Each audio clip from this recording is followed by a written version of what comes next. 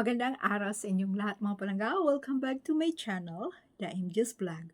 Thank you so much mga team abroad, team Pilipinas, team seniors, team bahay. Magandang araw sa inyong lahat. Hello! So, ang ating pag-usapan ngayon, si Alden Richards.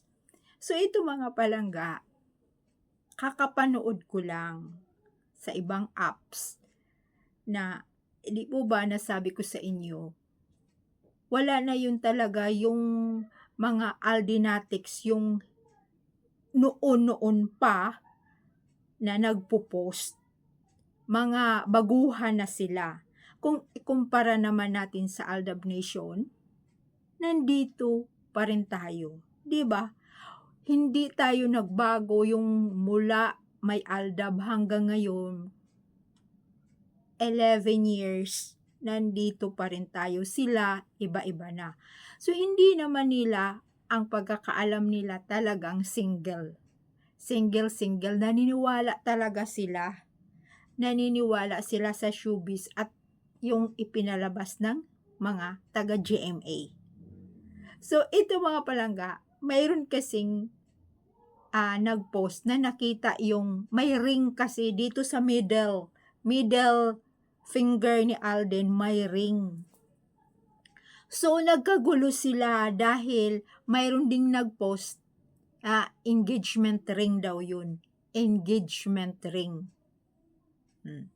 Tapos mayroong sumagot doon na hindi daw yun engagement ring.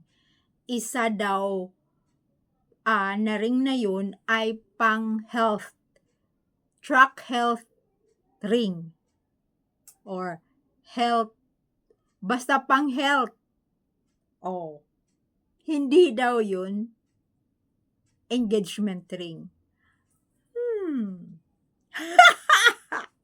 So, alam nyo, yung mga, syempre nga, iba-iba na nga, mga POV na single, tapos pinagkaguluhan nila na hindi na single, may engagement na, tapos yung pang health pala na ring yun.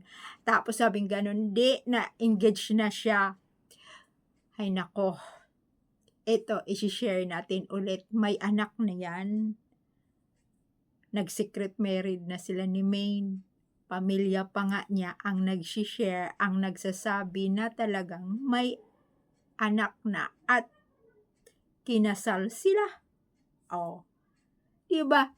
Paniwalaan yung noon. Hindi na ngayon paniwalaan dahil mga